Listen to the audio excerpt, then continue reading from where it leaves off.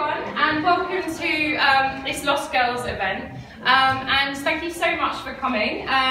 There's so many of you here. I'm quite surprised. It was actually a bit of a sellout, but it's a bit of a strange event because it's as part of me passing my master's study. So I'm doing an MA in Creative and Media Education at Bournemouth University. And this is a presentation of my MA research primarily, which means there's quite a strange mix of people in the audience. So there's people from the industry, there's people from advertising, creatives, there's people from various organisations, and lots of people from education as well, so lots of students and educators in the crowd. So thank you very much for coming. And I'm just going to take you through a little bit of the format for this evening. So you've arrived and had a drink, and don't worry, there's only about an hour until you can have another drink, so that's all fine, won't be too long. And I'm going to talk for a little bit about my research, and then I've got three wonderful speakers lined up for you this evening. The first of whom is Sufia who works in talent management for McCann Central, and they're based in Birmingham, which is one of the most diverse offices within the McCann worldwide network. And she's going to talk a little bit about how we foster diversity there at that office. Then we've got Ali, who most of you may be probably aware of, is the founder of Creative Equals, an organisation set up to tackle the very issue we're talking about here tonight, which is gender asymmetry in creative departments and advertising agencies and underrepresentation of women within those departments. And then we've got Fabiana, who's the new UK president for She Says, which is an organisation set up to kind of look at gender diversity in creative and digital. And strangely, I actually went along to their first ever event back in, I think, 2006, when I worked at Dare. So I've been aware of them for a long time. And those two women are going to talk about the great initiatives they're running as part of their organisations to kind of tackle this underrepresentation of women in creative departments. So, but first, before that, I'm going to talk to you a little bit about my research that I've done for my MA. And I want to get two things out of the way beforehand. The first one is a bit of a disclaimer. So thank you very much for McCann for providing the drinks for this evening, and thank you very much for providing the venue. I will say though that I wasn't working for McCann at the time I was doing this research. I was on a sabbatical, and I didn't interview any McCann employees as part of this research, so it doesn't express the opinions of McCann. And secondly, I want to apologise a bit. I'm a bit intimidated because I'm surrounded by creative women, and this whole event is a little bit handmade because it is kind of done by myself, and the design, thank you very much, is done by my husband, so please no criticism, but as it's part of my MA study, it doesn't have the polish of some of the advertising agency stuff that you may see. And now I can kind of go on to my research. So I think for most of us who work within industry, this is quite a familiar picture, and it's definitely been my experience. So I found it strange throughout my working career I found it very strange throughout my working career that in a very kind of gender equal profession, there's always been so few women in the creative department, and I found it quite frustrating as a planner that I've had very few women to brief as part of that department. And in my kind of 13 years working in industry, I've only ever had one female creative director, I've only ever worked with 4 female creative teams, and I've only worked with 3 other women in creative departments, either as part of teams, mixed teams, or working on their own. And that is a ridiculously small number compared to the vast numbers of men that I've worked with in those departments. And to steal a phrase from Cindy Gallop, the optics do matter. So everyone we see in kind of awards panels, juries, conference panels is getting better, but in the press is predominantly male in this department. So I think for those of us who work in industry, this is quite a problem we know a lot about, and there's organisations set up to look at this and investigate this. But what I found as part of my research, and was quite surprising, is the majority of the people in education, that be students and educators, are not aware that this is the state of the industry and that this is actually a problem. So we'll come back to that later. But what I will say is this is was a piece of academic research. So I couldn't just do a whole thesis based upon my own experience. I had to see whether this was a real problem, whether it was quantifiable. And I didn't really have to look much further than the IPA census. So the data you'll see here is from 2016. They've just released the 2017 numbers, but there isn't a huge amount of difference, to be perfectly honest. And what you'll see is that my kind of intuition plays out in the statistics. So you'll see here that of the people working in the four kind of core functions of creative advertising agencies, there's quite a kind of even gender split. So you'll see that, you know, for account management and project management, it's around 50-50. Account management even skews the other way, so around 63% of people working in account management are female. And what I will say is this is the average across all levels. It doesn't kind of count for the different levels of seniority. But then when you look at the creative department, the kind of balance flips completely the other way. So you've got 69.1% of people working in those creative departments are male.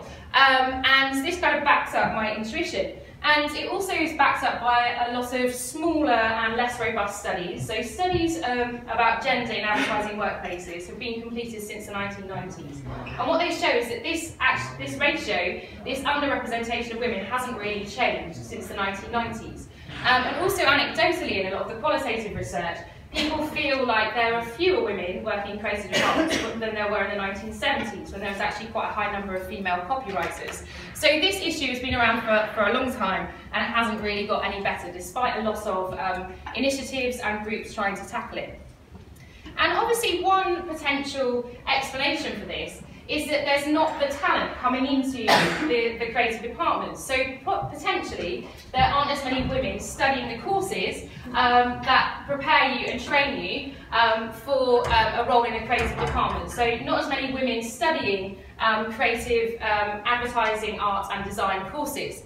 Well, I have quite a strange working situation where I work 4 days a week at McCann as a planning director in Bristol, but I also during term time am an associate lecturer at Southampton Solent University. And there we have a BA in advertising and an MA in creative advertising. And my experience working on those courses is actually that the gender split is relatively even. So there's usually an even number of male and female graduates each year, and the grades are pretty much similar as well. So I didn't really think that that explanation for the underrepresentation of women was true from my experience. But again, this was academic research, so I had to show that this was in fact a problem as well. So there's very few robust statistics in this area, and the most recent ones I could find were from a study from The Guardian from 2014, where they looked at 49,000 graduates from creative, advertising, art and education and design courses. And of those, 60.7% of the graduates were women. So actually there are more women studying the courses that qualify you to go into creative departments than there are male people graduating from those courses. And because that research was quite old, I decided to do a bit of my own analysis as well. So I've worked at Southampton Solent now for 7 years, so I've got 6 generations of students. And as students do, they link in with you after they've graduated, so they can network and you can help them get jobs. And this gave me a really robust sample of over 200 students to look at. So within the first 6 years, I had over 200 students, that I could see which roles they'd gone into.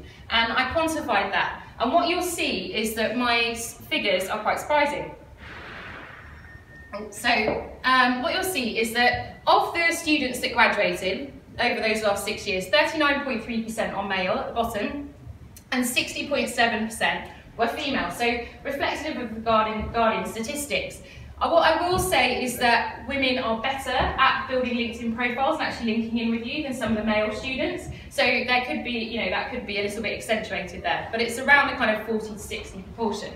But then when you look at the percentage of those graduates who went into creative departments, 60% of my graduates that went into creative departments, 61% were male and 39% were female. So actually it shows that the kind of balance flips there in my statistics. And if we look at it another way as well, you can see that male graduates are much more likely to go into creative departments than female graduates. And within this sample, obviously, I kind of controlled for the kind of gender mix and also the grades, because the grades are pretty similar between the two genders. So you can see that if I'm a male graduate, 26% of those graduates went into creative departments versus only 11% of the female graduates went into creative departments. So female graduates were much less likely to go into creative roles, and to be specific, that is creative concepting roles here. And this was a big discrepancy for me, and I started to wonder, so what happens? Because why does the ratio flip? Why does the ratio go from 60% female in creative advertising, art and design courses to 69%, to only 30.9% of women working in creative departments? Where do they go? And this was what I termed the lost girls, so that's why that's the name for my project and the name for tonight, because there is a loss of female talent between graduation from appropriate higher education courses and getting into creative departments. So what happens to them? And this was the focus of my research. It was, where do these women go?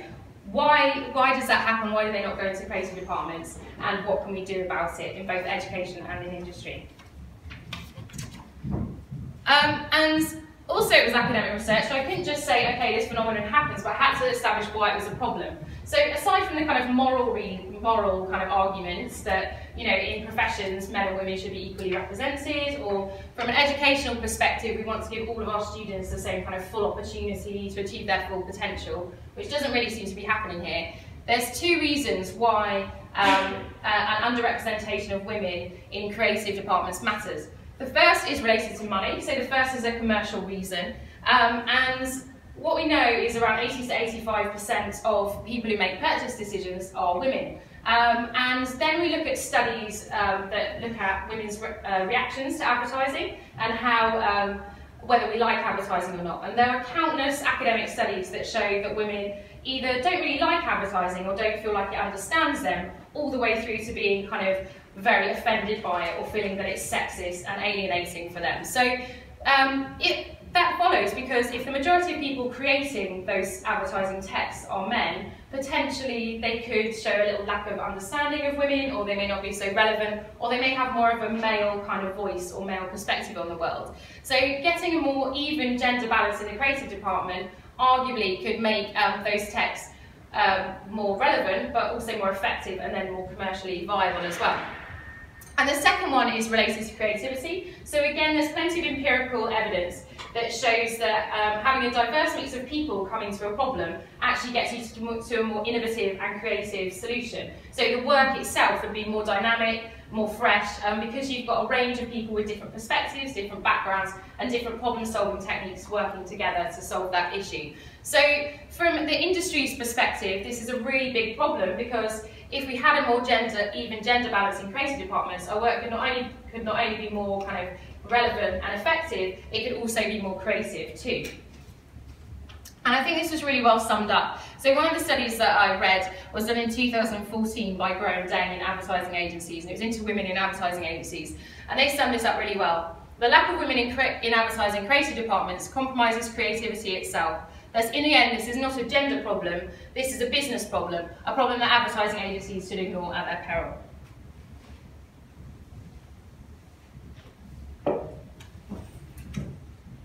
Okay. So, what do you do when you have a problem in academia? You look at what's been done before. So I looked at all the studies that had been completed before, and what I found was that all of them had looked at in-life creatives, so people who were already working in creative departments, and most of them focused on the problem of dropout. So only 19% of creative directors are women, according to the same IPA census statistics, and a lot of them looked at why these women were dropping out during their career. So tackling issues like motherhood, family-friendly policies, unfair promotions, that kind of thing. But what they didn't look at, and what none of the studies looked at, was this entry level. So why were women not coming into the industry in the first place, going into those creative roles? So from that, I knew that I had to do my own primary research, and I chose to do a qualitative study because I wanted to understand the kind of why around this, and I wanted to understand women's experiences. So I looked at a sample that covered quite a broad range. I looked at creatives, all the way through from women who just entered the industry, all the way through to some of the most experienced female creative directors that were working in creative departments. And I particularly focused, I had a lot of my sample in the first kind of 1 to 3 years of their career, because I felt that they had very recent experience of both education and what it was like to try and get into that role. I also looked at an interesting sample, which were women who'd studied creative advertising, art and design courses, but actually hadn't gone into creative departments, and I looked at the reasons why that happened.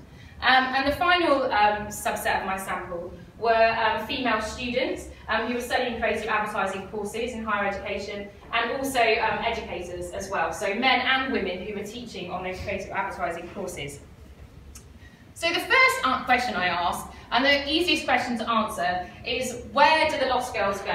And this became very obvious when I was just recruiting for that sample. So you may remember I just said that I recruited a sample of women who studied creative advertising, art and design, but had not gone into creative departments. And I didn't kind of select for this, but most of those women were working as planners, and most of them were working as account managers. So they were going into advertising agencies, and they were having successful careers, but they weren't going into the creative departments. And this was reflected by my statistics from Southampton Solent. So if you look at my female graduates, 45% went into other advertising agency roles, and 34% went into other creative or cultural industry roles, so which could be kind of marketing roles as well. So the vast majority of women studying creative advertising courses were going into either agencies or marketing, but not the creative department. And this could be one of the reasons why, when you look at the IPA census statistics, that there isn't such a huge overrepresentation of women in the account management department, because it seems like these women are going into other departments. And then I wanted to answer why. So I knew where these women were going, where the lost girls were going. And don't worry, I'm not going to go through all this kind of theory, but what I identified from the research that had already been done in the workplace and gender is that there are 11 potential causes for why women were kind of dropping out of these roles and not going into them. You can, for the more academic review, you can read about all of these in my thesis, which is available online. But I'm going to focus here on the ones which were prevalent within education. The thing that is important though, actually, to point out here is that they're on a spectrum. So on this end you have visible and manageable causal factors, and these are the types of things that a lot of the innovation, the kind of initiatives that are in industry today are tackling. So they're things like the lack of visible women, so putting more women on awards panels, putting more women in the press, ensuring there's equal representation of women on kind of management boards. Sexist text, which is kind of a theory that if the advertising itself is sexist, it will put women off coming into the industry. So that can be kind of quantified and measured for and tackled. And this other kind of bucket that I've called other manageable inequalities, that's mainly around policies really. So it's policies around things like diversity in recruitment, gender pay, and this is the area that a lot of initiatives and a lot of agencies are tackling. But down this end you have what I've termed invisible and unmanageable causal factors. And these are the things that are more about perception and more about subtle everyday behaviours that are really hard to measure, really hard to kind of identify, and therefore really hard to tackle. But they're the kind of things that I picked up within the qualitative research. So we'll talk a bit about those. And then I did my research and this happened. So right during the middle of my research, Harvey Weinstein got accused of either sexual assault, sexual harassment, whatever he did. Justin Tyndall also released a kind of article where he made the statement he was really bored of diversity, and there was kind of a bit of a backlash about that as well within the industry. And what was really sad was that all this kind of outpouring of stories of kind of sexualisation of women and sexual harassment and even sexual assault came pouring out of women working in advertising or social media. And most of those were coming from the creative department. And these stories had led to these women dropping out. So I kind of had this context going on whilst I was doing my research. But what I will say is what I found, even though I picked up a few stories of kind of sexual harassment or particularly the sexualisation of women in the workplace, that wasn't the main cause for why women were dropping out. It was more the kind of small stuff, those more covert factors. So I think one of the women that I interviewed for my research summed it up really well. She said, it is really subtly pervasive, sorry, I can't talk. It's not in your face, mad men having sex in a boardroom with whiskey, but it's stuff that makes you go, oh, that's not really for me. I feel like it's a slow wearing down or a slow chipping away. And it was all these small factors that built up and led to these girls not going into those creative departments. And I think there were 8 causes out of the 11 that I validated that I proved were already present within women in education, those students. There are really 2 underlying factors as to why these women were not making it from higher education through to creative departments. And the first one was, as I kind of mentioned before, this complete lack of awareness that their gender could in any way, shape or form present a barrier, or that it could cause them any difficulties, or they could receive any discrimination when they entered into industry. So it really surprised me that students were completely unaware that this was an issue. Or, even on the flip side of that, they were actively denying that it could be an issue. So even when I presented them with stories from my research from creative directors or statistics, like the ones I've shown you here, that might evidence that there is an imbalance in creative departments, they were in complete denial, dismissed them and said that gender could in no way, shape or form be the reason why. And like this one of the women said that I interviewed who's a student, maybe in the past, nowadays so many people talk about feminism, like Emma Watson from Harry Potter. That's why we haven't really got that worry, because in this day and age it's not really a big deal.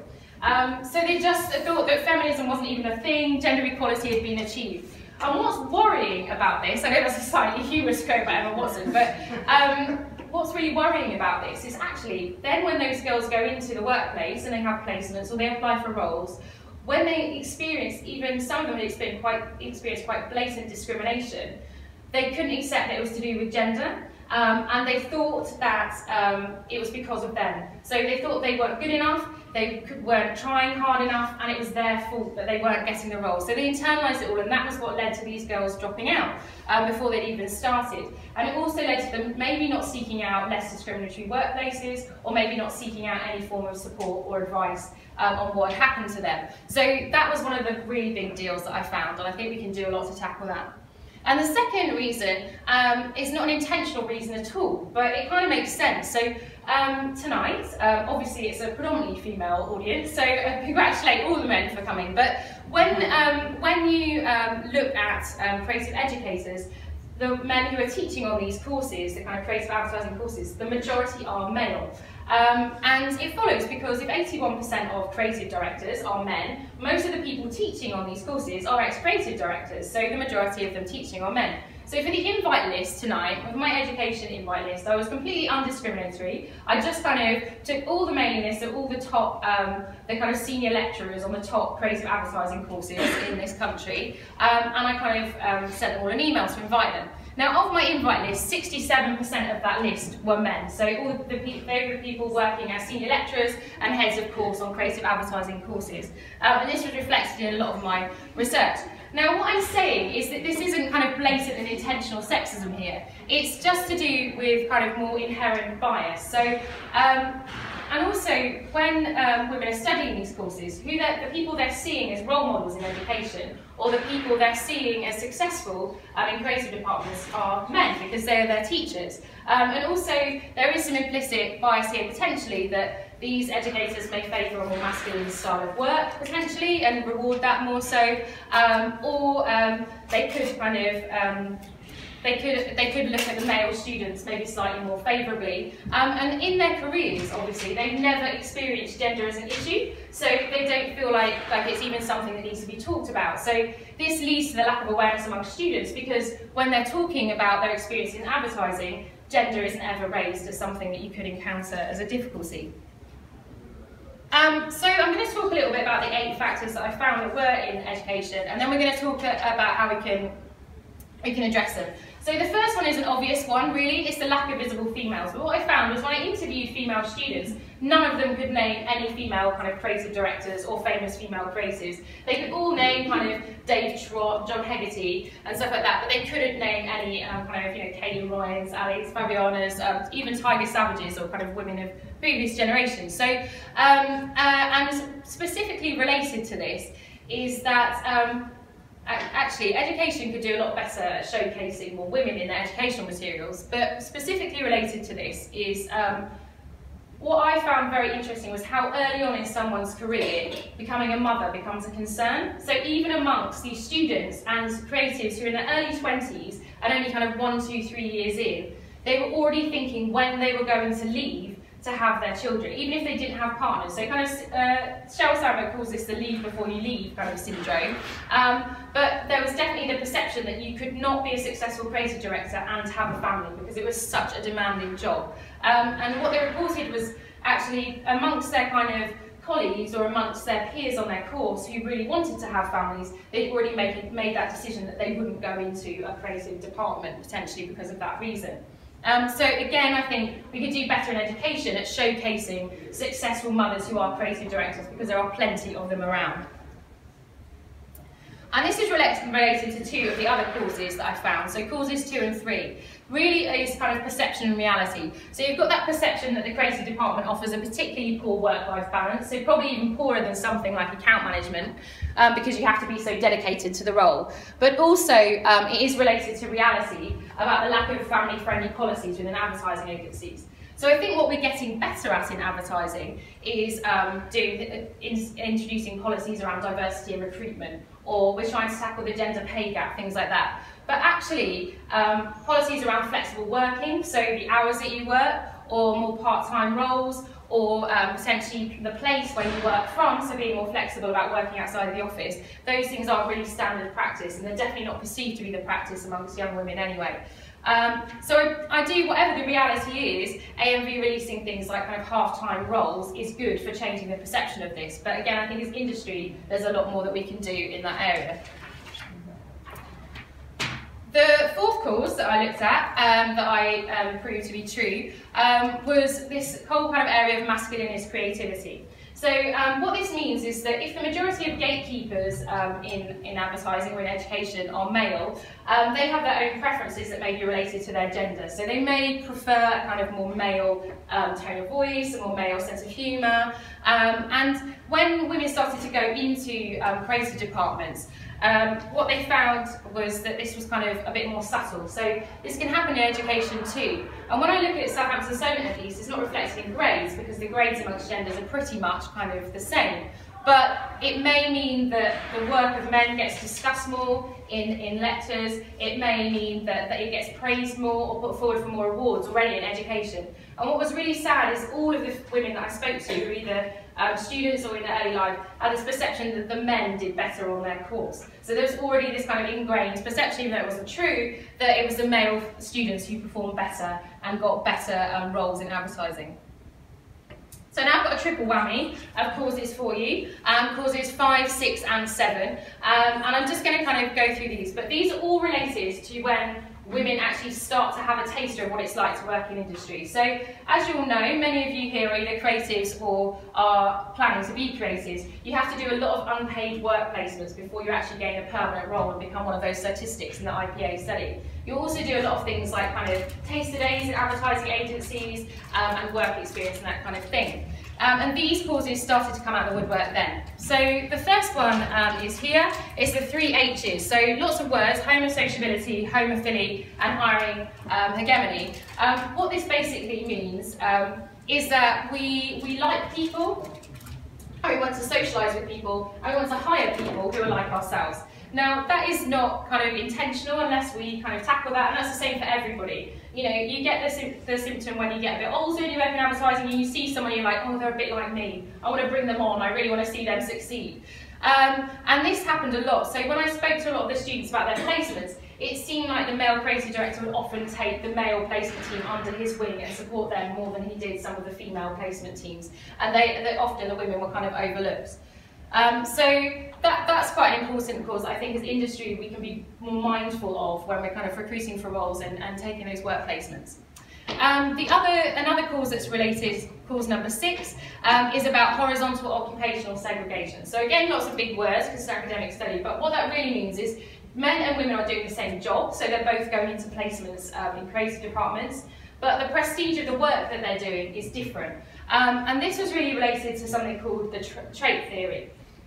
So what was recognised amongst everybody that I spoke to, there are a lot of traditionally masculine traits that are necessary to succeed as a creative. So things like resilience, things like self-promotion, assertiveness, confidence, being able to sell yourself, that kind of stuff. And I'm not saying that women can't have these traits naturally. Most of the female creative directors that I spoke to had them in spades. They needed them to succeed, and they were inherent in them. But why this was an issue was because a lot of the young women that I spoke to were really unconfident that they had these traits, or that they had them naturally, or that they could kind of present themselves like that in the workplace. They weren't confident in doing things like presenting their work or presenting themselves or kind of promoting themselves and selling themselves. And they felt that they were less confident at doing this than their kind of male counterparts. And this did lead a lot in those kind of placement situations to the female teams maybe getting a bit overlooked, or not being put on the pitches, or not being pushy enough to get the best briefs. And again, I think that's something we need to be really mindful when we're looking at placement teams and junior teams. And the cause number 7 here, so it's something called gender inequality regimes, and I found this specifically in social spaces. So gender inequality regimes are just small behaviours that happen every day that are slightly sexist. So just stuff like the male team being given the better brief, for example, or a woman being spoken over in a meeting, for example, all those kind of small everyday things. Now in the workplace, a lot of the younger women actually felt quite confident about tackling this, and they kind of call it out and say that it wasn't fair. You know, if they'd been put on their third kind of sanitary towel brief in a row, they kind of make a joke about it and move on. But where this was really, really dangerous was in social spaces. So there was a definite exclusion of women from the socialising outside of the workplace. And what I found was this could either be kind of covert or overt. So there were stories that were told about kind of lads' nights out, going out to lap dancing bars and stuff like that as a creative department, or there were male-only golf days which they just weren't invited to. And all that kind of thing did go on. It was kind of blatant exclusion there. Which, if you're kind of the only woman or the only 2 women within a whole creative department, that's a horrible feeling. And that kind of subtle exclusion led to a lot of women thinking, well, this isn't really for me. But there was more kind of covert exclusion as well. So things like male-only email lists, where they'd all invite each other down the pub and just not invite you. And even when it was a kind of all-inclusive trip down to the pub, women had to be a lot more careful. So a man, if he got really drunk and made an idiot of himself or started flirting with somebody, that was all kind of like, pat on the back, mate, you know, everything's great. But if a woman did that, or if they felt they'd do something like that, they felt it would be kind of professional career suicide, and they'd be looked at in a very different way in the workplace, where it would be kind of ignored or lauded as a man. And for other industries, this might not matter, but there's plenty of empirical evidence that in order to succeed as a creative in advertising is still about who you know, not what you know. So being excluded from this informal networking or this socialising is actually really dangerous to your career. It means you don't hear about the best briefs, it means you don't become mates with a creative director, it means you don't get put on the big projects, and it means that you don't have that network to kind of refer you for jobs. So this being excluded from the social element of advertising is actually really, really dangerous as well for women. And the final one is what I spoke about before, but I'll give it a kind of nice name. And it's a term, this is about the lack of awareness that gender is an issue amongst young women, and it's a post-feminist term which is called unspeakable inequalities. And what it means is that if younger generations of women feel like feminism is done, they no longer have the language to kind of call out sexism or to discuss it or even have that conversation. It's just not something they can understand or they can converse about. So it's really, really difficult to talk about. And if you wrap that up with all the other kind of 7 causes, this becomes a kind of, this is the situation that is leading to that loss of female talent between higher education and creative departments, and kind of creating and recreating and reinforcing that situation as women go on in their career as well. So there's kind of 8 reasons why we lose the talent. But I want to end on what we can do about it, because I want to end this on a positive note. And I think this is a very small study, and I'm not going to claim that I'm able to change the world, and I don't think we can change the kind of gender balance in creative departments overnight, or just with a piece of legislation. But what we can do in education and industry is 2 things. So firstly, we can talk about it. And I think we do talk about it in industry, but we're not talking about it in education. So I think as educators, it really is a responsibility to take this conversation into our higher education institutions and start having these conversations with girls further down the line before they're already lost from getting into the industry.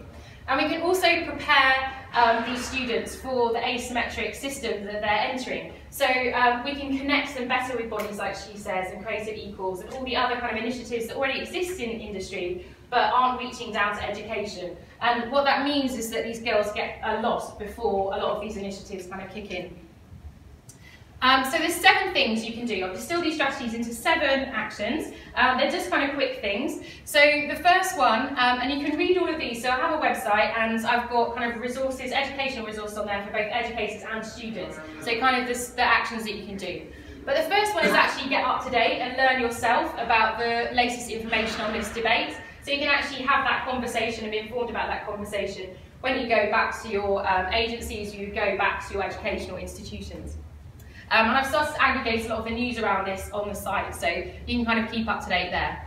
The second one is to actually showcase the wonderful creative women. There I had a lot of them around. They're not actually that hard to find. In fact, they're not hard to find at all. I've put together a really fucking long list of women in the educational resources that you can follow in social media, that are doing great work, that are talking about their experiences of being a woman in creative departments and also being a mother in creative departments. So you can kind of showcase this, follow these women and hear about their experiences.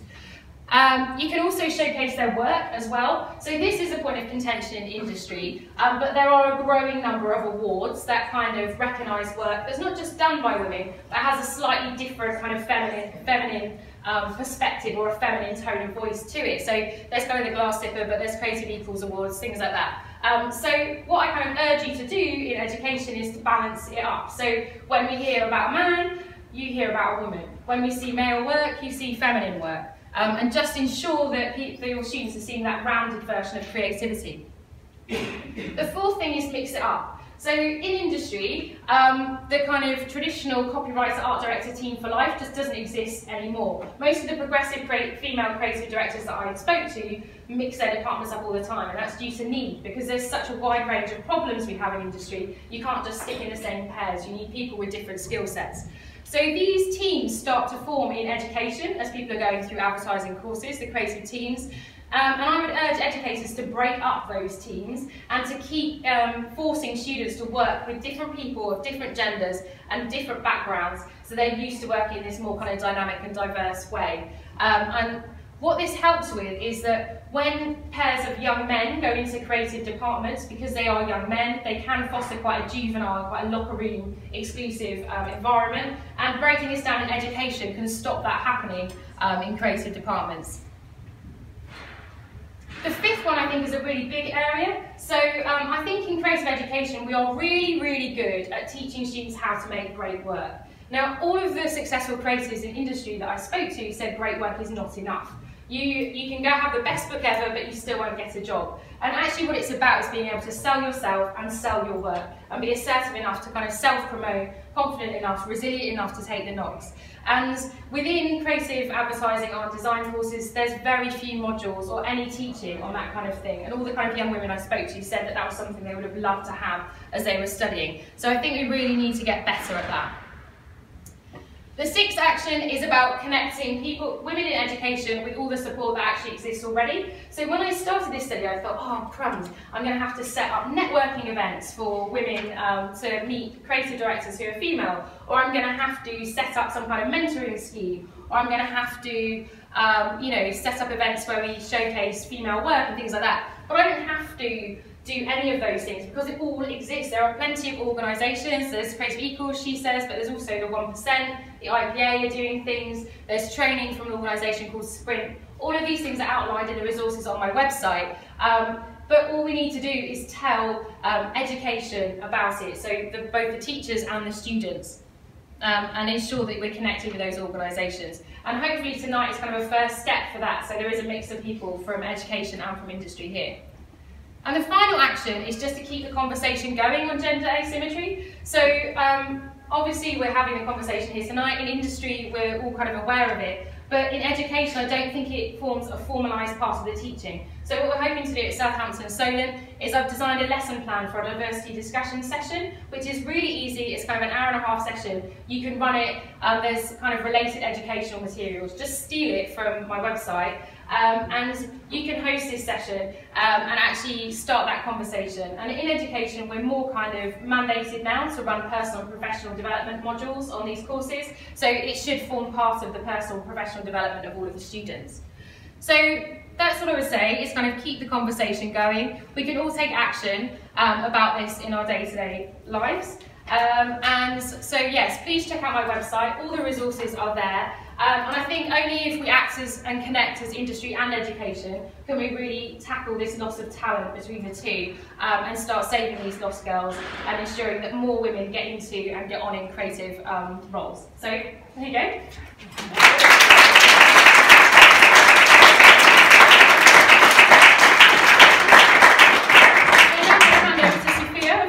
Speakers. Thank you, Kat. That has absolutely inspired me. It's also given me a lot to do on my to-do list as somebody who heads up talent in the agency. I suppose right from your the visible and manageable casual factors going right across to the manageable, what was it, the invisible unmanageable factors. Yeah. So very inspiring, and I think there's lots of work still to do at McCann's. But I've come in here today, and Kat's invited me with the notion that where McCann Central are already having these kind of conversations about diversity and inclusion. And I think we've somewhat moved from recognising that we need to move on from the traditional diversity and inclusion conversation and make it more about progressive diversity and inclusion conversation. And that can only happen when we appreciate, as Kat, you pointed out earlier, we can't change the world, we can't change the creative industry overnight, and we can't at the same time as agencies get complacent that it's an industry problem, therefore we'll just sit back and wait for other agencies or the industry to lead the way. We have to take ownership and absolutely shape the future of existing and future talent. And I think with that notion comes the acceptance that it's actually the positive actions, it's the micro actions that will lead to the macro change. And you know, that sounds great, but what does it mean for internally as an agency? Where do we come in play in shaping people's careers? You know, the research by the IPA, and I suppose the results that were published in the campaign have forced that conversation. I'm somewhat, I suppose, not sceptical is probably not the right word, but I'm not so much about tokenism. Let's not do it just for the sake of those results looking better in a campaign, because then actually what we're giving is we're giving more rise to that prejudice and that discrimination happening at the root level. So let's deal with the problem and grab it in its root and actually embrace it. Let's dive into it, try to work it out, and then only can we truly embrace it in the longer term. So it's not just a quick tick box activity. What McCann Central, when I was given this responsibility as head of talent to look at diversity and inclusion, one of the things, you know, I was very much aware of was there was no role modelling in the agency, and I suppose I'm glad Kat put the disclaimer out that actually this is not interviews that she's done at McCann, therefore it's not reflective, but I'm in a position confidently to say that having sat down and done focus groups across the agency, that's very much an agency, you know, internal problem as well. And I would encourage any of you who are from your, you know, within the agencies, go back and have this conversation and see how much of it you can also relate to. And I wouldn't be shocked if it's not too dissimilar story within agencies. So, you know, so that there is data. There's the data that IP collected that Kat's, you know, shown to us that we can relate to. There is also data that we as agency collect on the whole, you know, quality monitoring form as well, which is great. And it shows what we all know. It shows that there's an imbalance and that we're losing our talent, we're losing our women in the progression ladder. So at a very entry level, we've got a strong female bias. Brilliant, great, right? We're doing something right. We're getting these women in, we're getting young talent in, we're attracting the women into the agency, and then they just disappear. They're losing, and as Kat phrased it, you know, these are lost girls. And how is it that we can keep them in the agency? How is it that we have policies in the agencies that are family friendly, that recognise that a role of a woman actually progresses within the agency life, has to actually reflect what she's going for outside the agency as well. And that's where we have to have a very strong empathy and understanding, and a policy in place that is family friendly and that allows flexible working. And this, I would proudly say that McCann Central, we extend it to all our employees. So it's not just a policy of flexible working, that's just something that we offer to our women. Now, a couple of other things that became quite apparent with some of the conversations I was having with women in the agency, really trying to find out, how is it I can retain you? And it was quite profound, because some of these conversations were quite sad, because I didn't think women were still feeling this. I remember this one relatively junior, 1 to 2 years experience, junior planner, she said, I would love to stay in advertising, creative industry, but I don't think I will. And I was like, right, and the reason being, and she said, because I'm a female, and I don't think I'll ever be made a director, and I think that would be offered if there was a man in the agency. Anyone can say, well, actually, that's not true. That's not going to happen to you. And I felt like being a mom myself, I felt like saying, no, don't be silly, pat her on the back. But I couldn't really say that, because I don't know that. I don't, and I have to accept that being a problem, and that recognition is important. And what happened as a result of that conversation was amazing, because then I ensured that, with the leadership team, we put together a plan of having more female role models in the agency. And that was through a formal mentoring program. And we had an external trainer coming in, and I think unofficially a lot of us can say that we are mentors, but to have the official training kind of gave it that gravitas it needed, and it also gave it that board level, senior level management commitment to recognise there's a problem and we're taking positive actions, for entry level women.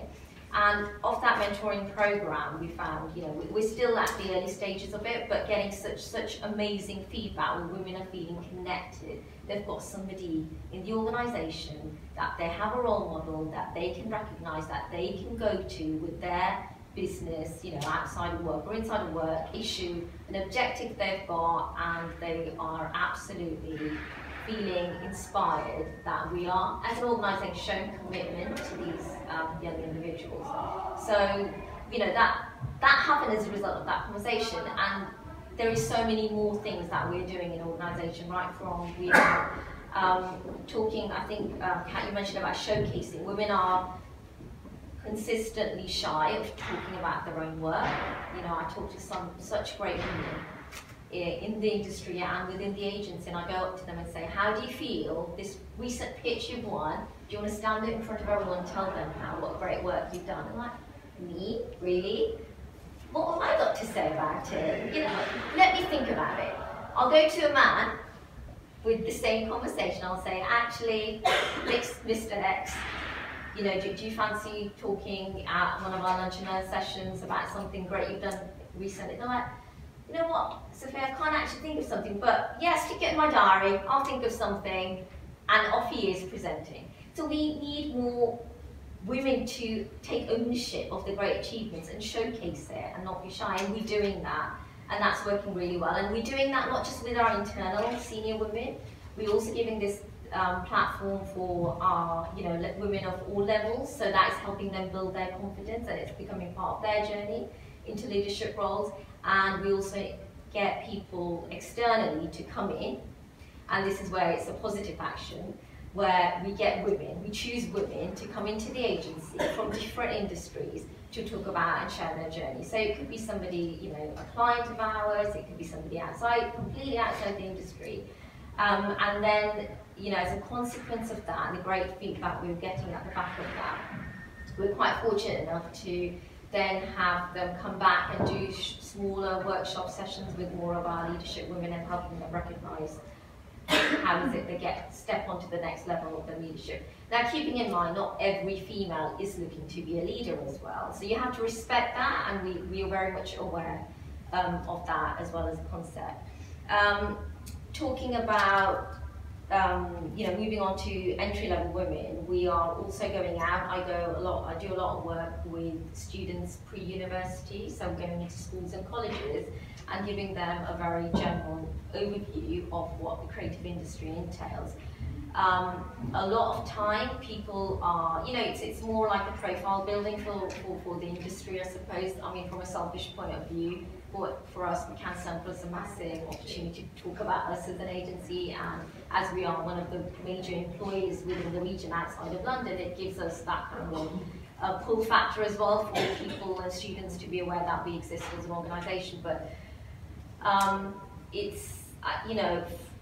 it helps women to realise when you get a female or somebody like me standing up there and saying, actually there is an opportunity for you to enter the creative industry, and actually that has more profound meaning than having like a white male guy standing there and talking about it. They would just switch off, and that wouldn't resonate with them as a career option. So some of that work is going on, and yet we have yet to see the results of it, and we do a lot of these IPA initiated advertising a lot last year, which is pretty much an open house event for anyone to come to the agency for the day, have a look around, talk about job titles, discuss the career options. But we put that as a regular ongoing opportunity. So it's every 6 weeks we open our doors, we get a group of students to come in, have a tour of the agency, talk to people, discuss job titles. So that's really working in our favour as well. Obviously the gender pay gap legislation, that has forced us as well to have the conversation about why it is that if there is a gap, if there is a gender pay gap, why is it in existence? So not disclosing our figures, but we're not as bad as some of probably the other agencies are, but what we're also doing just to ensure that there is absolutely no gap and there's no talk about a gap is we are giving it coaching to our senior level women, exec coaching, and that's working great in favour. So at the moment, the board there is a misbalance in gender, but we are working with very senior groups of women to, if there was a place available on the board, that they would be, would have that. Unconscious bias training, I think, Kat mentioned it, it's all about helping people recognise that they have a bias, and you can't really do anything about it unless you don't know that there's one that exists. So, we've put unconscious bias training workshops across the organisation, giving preference to leadership, and then opening it out as a lunch and learn session to everyone in the industry. And that's the feedback I got as somebody who's organised so many various training sessions was probably the only one that I've kept in my own file, because that's the most profound training I've ever been to. That's the most meaningful training I've been to. I've learned so much about myself in those 4 hours than I've ever learned in any other training session. This is one training session I'll remember for the rest of my life. So those kind of comments really mean that not only was there a business need for it, but people are actually at that point where they want help to how to overcome the unconscious bias. And I think that training actually forced that conversation to come back on the agenda, and for people right from recruitment selection to progression opportunities and how is it we retain our people. That conversation is happening across the board. We also recently we had a whole load of promotions across the agency, and after that, you have to be careful. You can't positively do any kind of, you can't promote women for the sake of because they're a female, and that's borderline, unethical probably. But what we can do is make those positive actions. So we had a whole series of promotions across the agency, and within that, we were quite feeling proud, I suppose, in a way, that our 18 months to a year of hard work was showing that there was a whole load of women that we felt could proudly say that they've undergone this through various programs, because different people at different levels have got different needs, and we felt in a place that we were able to promote a lot more women than we were with our men as well. And I think, from a conversation point of view, it's like I was saying earlier, it's no longer okay to say, oh, it's an early conversation. We recognise there's a business need. We need to do something about it. because then it'll just rest somewhere out on your to-do list, and if you don't make it a business need, it will drop off your agenda, it will drop off your leadership agenda. So it is a business need, so don't be shy to say this diversity conversation is a business need. And I think that's something at McCann Central we're absolutely taking ownership of. We recognise as a business need. And obviously keeping in mind diversity is such a broad spectrum and it means so many different things to so many different people. And you know, coming into London today, for instance, I truly appreciate the minute I got off the train, I travelled from Birmingham, and the minute I got off the train I was like, wow, why are we even talking about diversity when this city is like the capital of multiculturalism? There is so much diversity in terms of race and ethnicity that rests within this great city, but yet, you know, we're still here, and I don't think I'll be wrong to say there's not many, you know, Asian people in the audience, you know. So we need to force these conversations sometimes, and it's actually cool to speak up and talk about it, because if it's resonating with you, it's something you're passionate about, and it's being true to yourself, you know, people around you will see it, and it'll give them a platform and a voice to talk about it as well. And, you know, to conclude with, I suppose we are all comfortable, you know, as a human race, we're comfortable in commonality. That's just how we operate, that's how we are. But it's diversity and inclusion that helps you growth and opportunities to develop and to learn and to explore and really to go to the next level. So if you've got any questions, I've got a train to catch up at 8:30, so I'll probably disappear off just before the end. But Kat, you've got my email, so absolutely feel free to share with people. I'm more than happy to answer any questions. Thank you. Creative directors, I'm sorry, the young female creators, and you can see as they look up in their creative departments, they don't see any role models, there aren't any working mothers. You know, some of them were literally sitting on the side of the departments, but there's lots of solutions and things that you can do to really change this picture. So for example, you can change the seating plan, you can make sure that you've got your female creators sitting right next to your ECDs. You know, you can actually also identify right from the beginning who your rising stars are going to be, and really put a support network around them. So even though that looks like quite a depressing picture, there's lots you can do to really positively change it.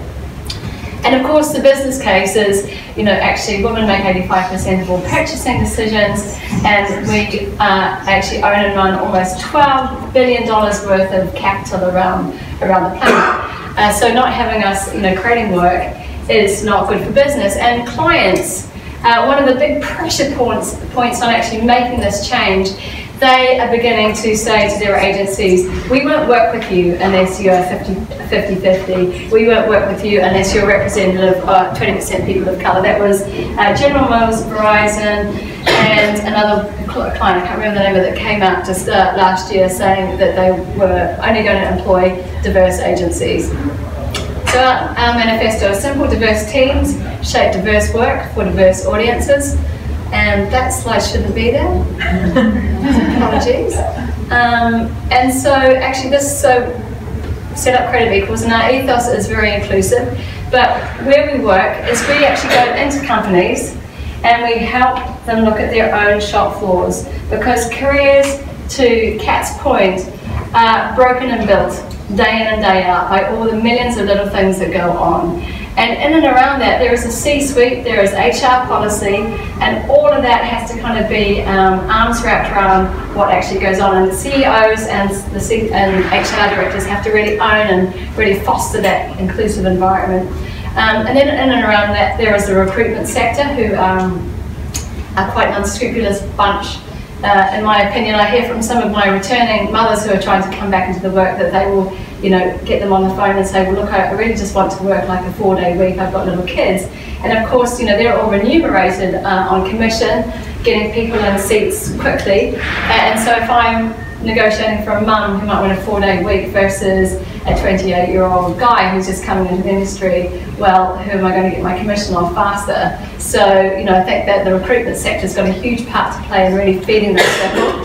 In and around that, there's the industry. So one thing we've been doing over the last couple of years is really working with awards bodies to make sure that the juries are 50-50 and representative. So we work with the DMAs, with Creative Circle, with the Effies and with the Do Different awards this year to really make sure that we have that representation where it counts.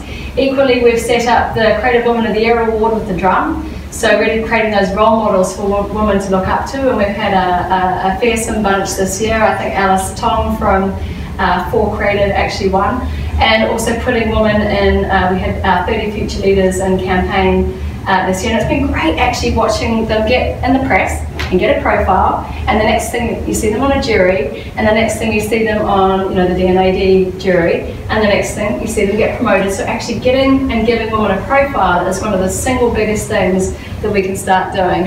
And in and around that, there's society. Now the thing is, if good things happen on the creative shop floor, people go out to their communities and go, come in, it's fantastic, you've got to have this career, it's the best career ever.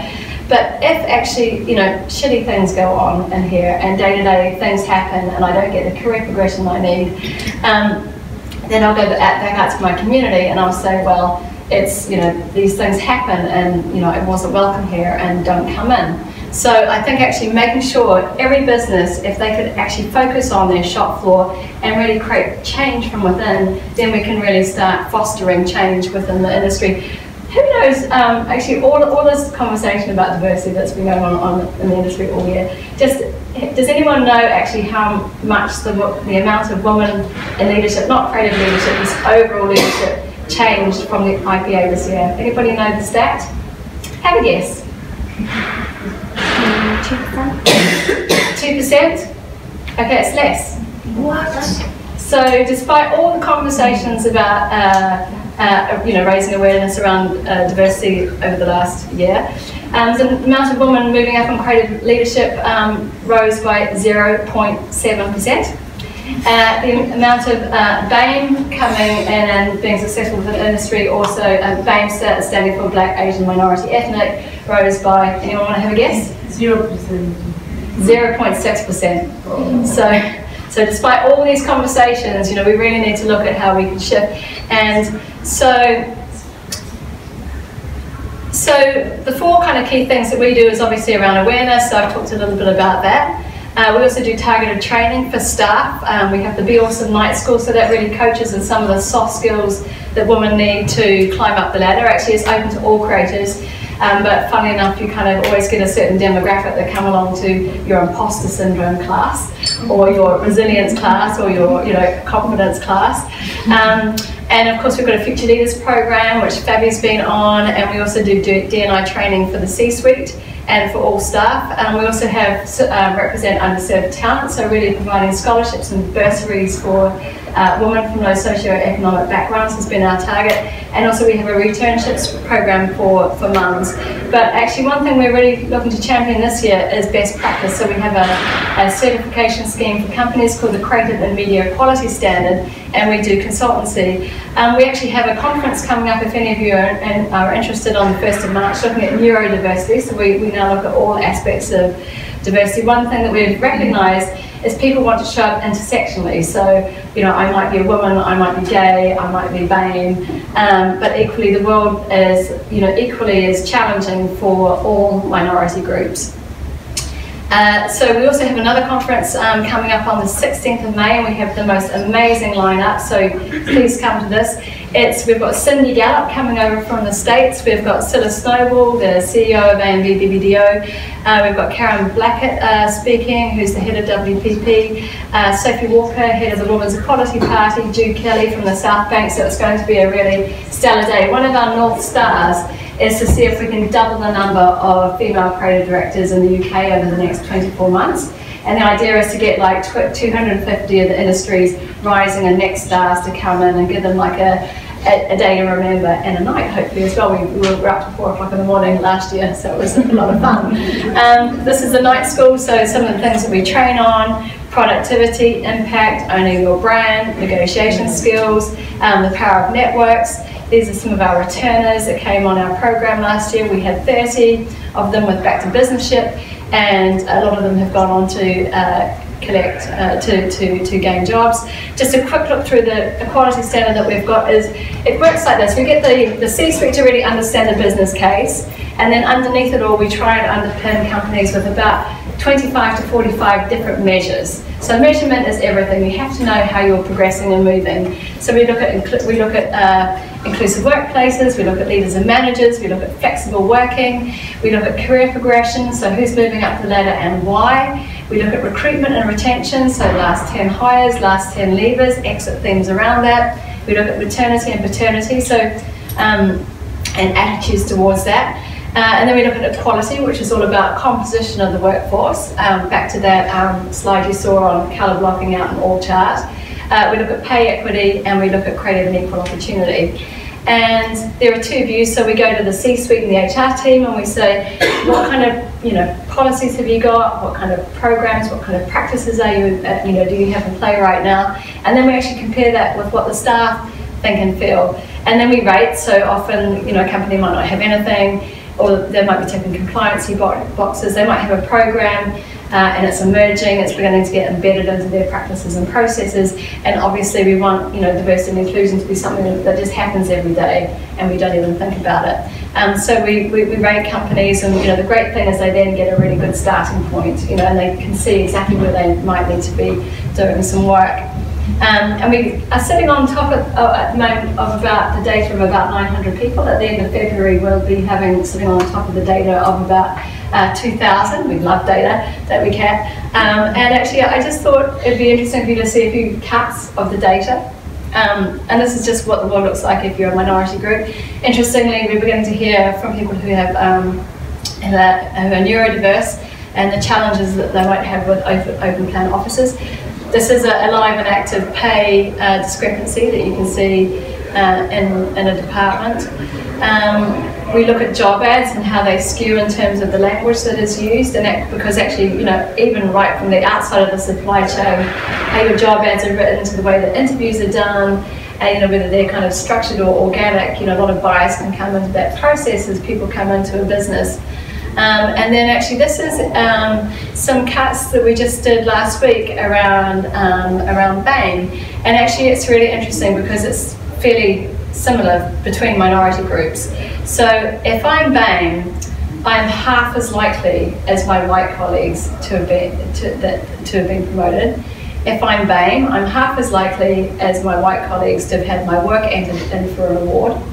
If I'm BAME, I'm less likely to be invited to the pitch table, and this is also the case for women, because actually what often happens in companies is like a go-to team will form, and pitches, you're often together late night eating pizza, and you kind of end up forming quite close-knit groups that then become that go-to group for subsequent pitches. So really, just even the whole point of this data is by understanding it, you can mix it up. You can kind of go, okay, this is what's been happening, and this is what we can see, and how can we rotate in and out of that group? Because winning new business is really critical to career progression and moving up the ladder, and standing in front of the company and talking about your great win and being seen to be a leader. So it's really super important. If I'm BAME, I tend to disagree with a lot of these different things. This also is the same for gender, so you're less likely to feed back to someone who doesn't look and sound like you. And therefore, again, you just don't get that quality of feedback to help you develop your work and your career on the shop floor. We see this is, training along gender lines is super different. Women want different kinds of training to their male colleagues, and you can see that equally. If I'm from a BAME background, on the top of the data, what we can see is in a business context, most people, no one's had a mentor. And I don't even think about having a mentor because I've never had one. But actually when I have one, I think about having one, and it can be a real benefit to my career. And actually what we see is when people have a mentor within a business or a sponsor, so that's a senior leader championing your career, actually they start to score the business more highly across every single touch point.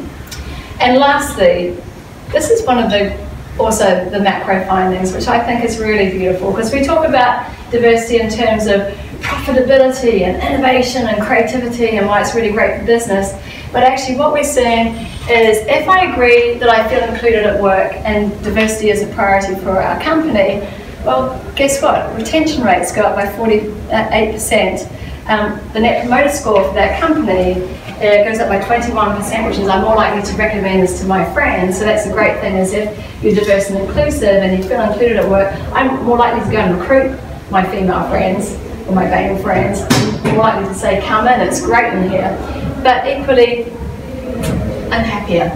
So when I agree that I feel included at work and diversity is a priority for our company, 45% happier. So what's not to love about that? So that is it. Thank you.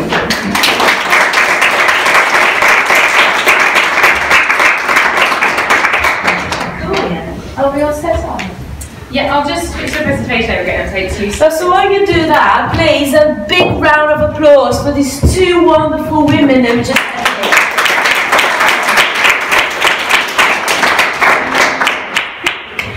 This has been so cool. I don't know about you, but I love it so far.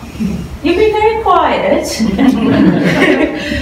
Cool. So I'm Fabiana, Copy Fabs, the president of the She Says London this year. And She Says, for the ones who don't know, is the biggest, it is the only global network for creative women. And why do we do that? Because we want to see women at the top in leadership roles. But as you just saw from the numbers of these 2 amazing women, where is the little thing? And it's this one. Yeah, go side to side. Yeah, so as you can see, a creative woman in advertising like myself, I'm a creative at Saatchi's, is a unicorn. You know, you've just seen the numbers, there aren't many of us around, and that's the reason why we exist. So hopefully, this time next year and the year after, there will be more of us.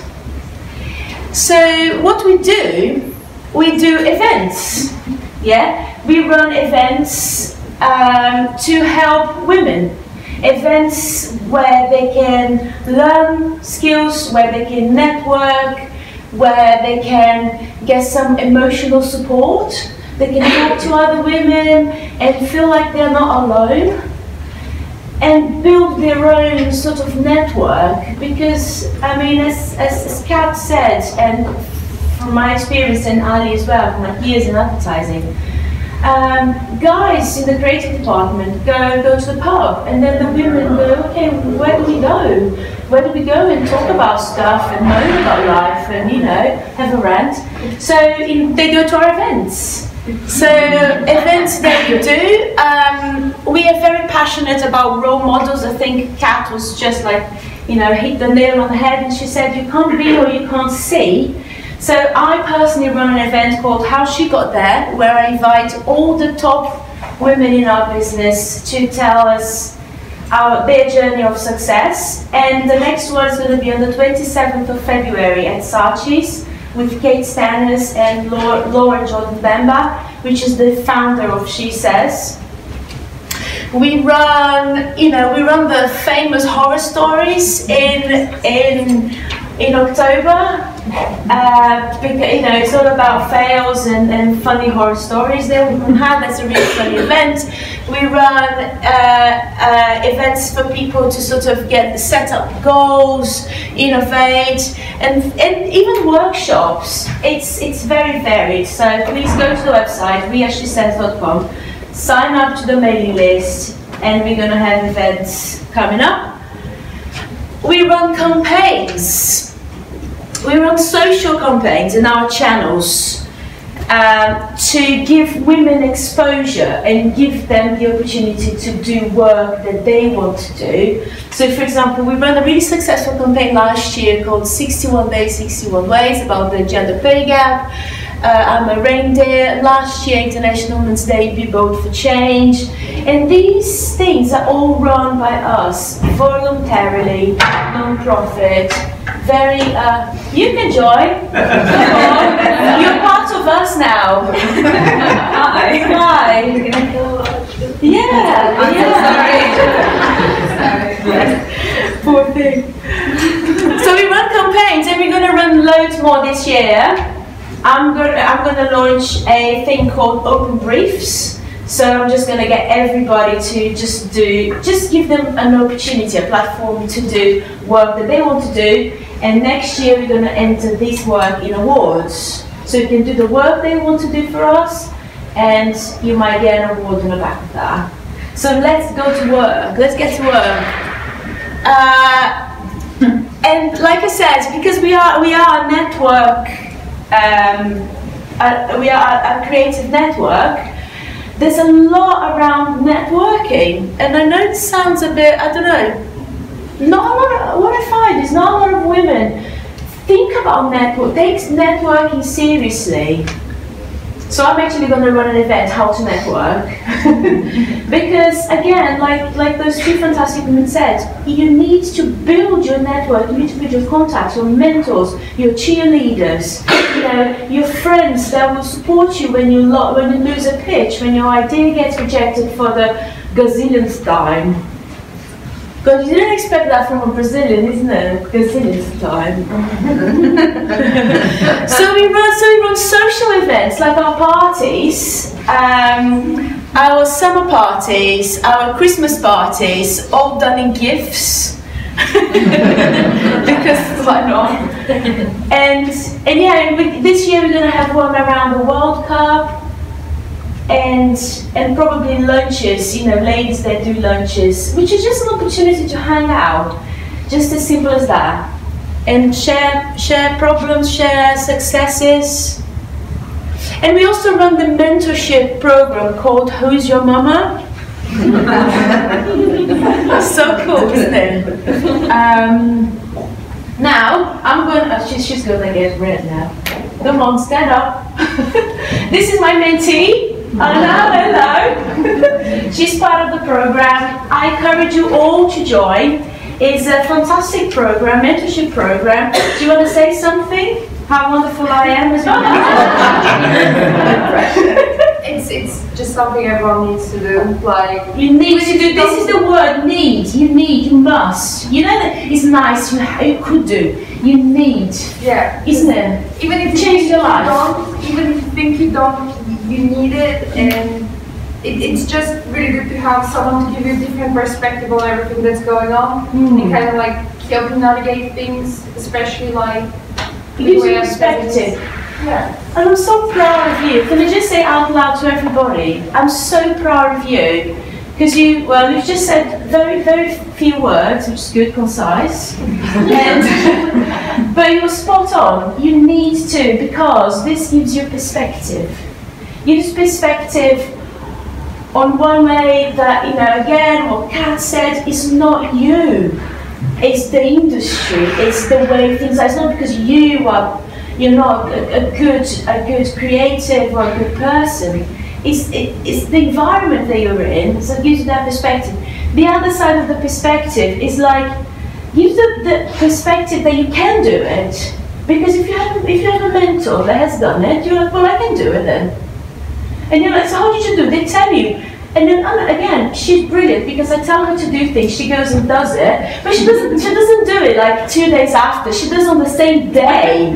2 hours later, after our session, she writes me an email. Guess what? I've just done what you said and it worked. So then you get this, this different point of view. And then before you know, she's rich and famous. And I want to finish, this is going to be a really short presentation.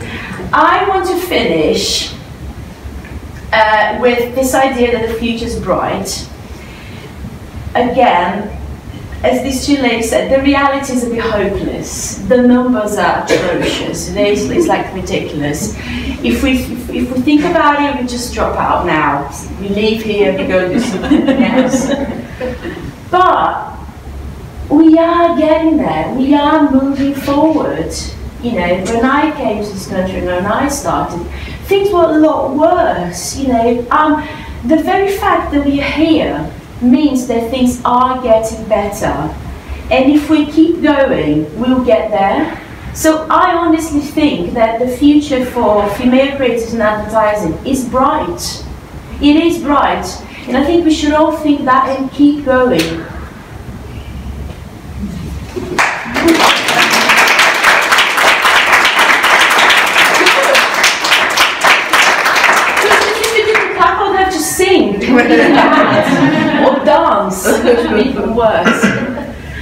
in touch. Keep in touch. These are my details. Take photos, tattoo, get Catherine.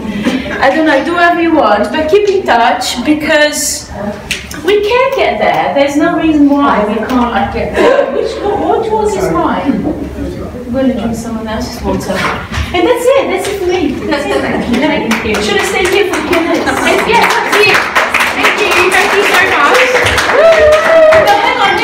I would like us all to give each other, everybody, I would like you to turn to your right and give a round of applause to you all.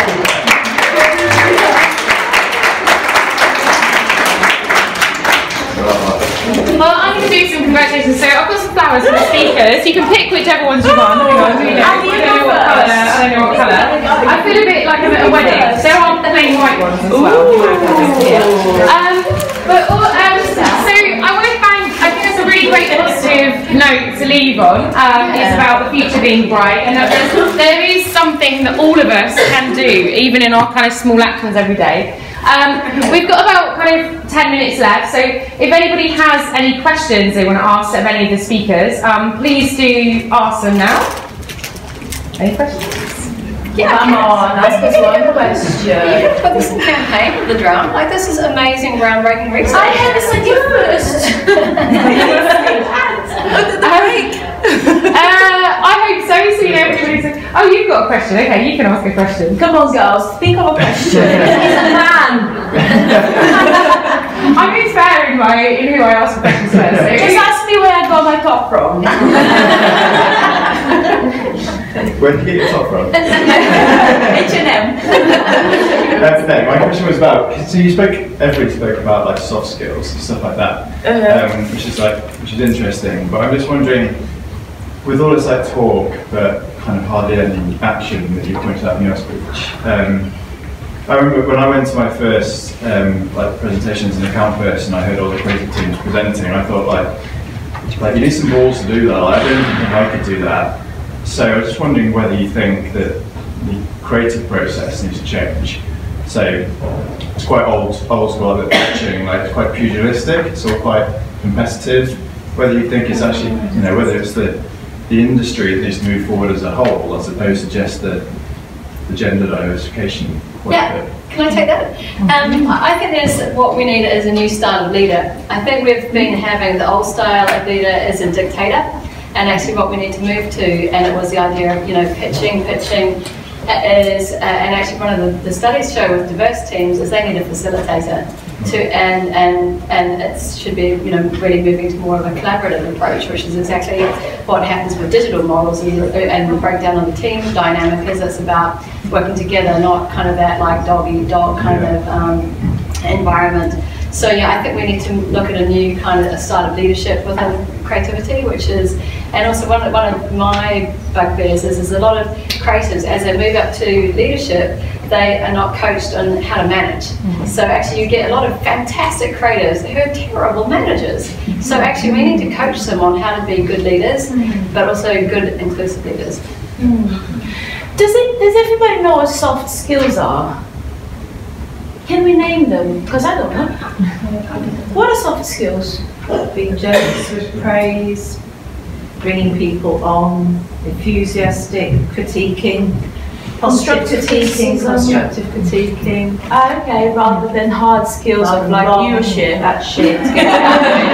From the perspective of my research, I think what I meant is hard skills are around the craft of being able to do your work, so actually creating good work. Right. The soft skills were around the more interpersonal skills around that, so being able to sell yourself, having confidence to sell yourself, presentation skills, all the kind of stuff that you kind of do with your training program, so resilience, assertiveness, that kind of negotiation skills, that kind of thing. So the stuff that sits outside of actually being able to do the job, which is often, as I found in my research, more important than being able to do the job well.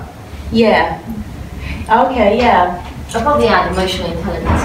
Yeah, no, yeah, that's a huge range.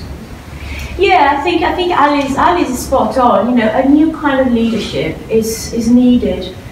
But the reality, for us that work, on the front line, the reality is, until that happens, we're going to have to keep going as is, and we're going to have to find this. We're going to have to fight for this new kind of leadership is not going to be given to us.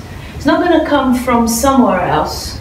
We're just going to have to fight it through. We're just going to call it out. Caroline Pay, I hope everybody here knows Caroline Pay, because she's one of the icons of our industry. She calls out every sexist comment, even on like the bus, you know. She calls out. We just have to fight for it. I mean, hopefully I think we will get there, but it's not going to be given to us. This new type of leadership is not going to happen unless we call things out. We talk to HR. HR has been amazing this year, you know, like with like lots of HR departments in agencies in the last year have been a lot stronger and present and taking action. And we need to go to HR, and HR needs to be strong and take action. I see that type of leadership I see happening, but it isn't rewarded with promotion because it's not tough enough and hard enough and competitive enough. It's happening in pockets.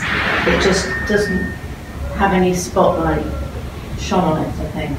That's the problem, is it's not seen as being a strong type of leadership because the whole world is governed by a patriarchy, and that's you know, and it's seen as a more softer approach to getting, you know, work out, rather than that sort of like my way or the highway approach. But you know, the problem with the my way or the highway kind of approach is it favours certain groups, and therefore again it just perpetuates the problem of not having different voices coming through. So yeah. And it's up to us to do this. It's up to us to find this new leadership. It's not going to happen otherwise. Kate Stanley, my boss, she has a policy as Archie's, which is so women don't get heard in meetings, yeah? They get talked over. This is a reality. I've been talked over all my life. I'm never heard. I speak louder because otherwise I don't get heard. And that is a problem. So what she did was, every meeting has a chairperson, and that chairperson makes sure that everybody in that meeting is heard. So some people might say, oh, but that's too much, that's too radical. Well, but she's doing something, you know, she's trying her own way. And we all need to try our own way to find this better leadership that we want. Nobody has the answers. We just need to try.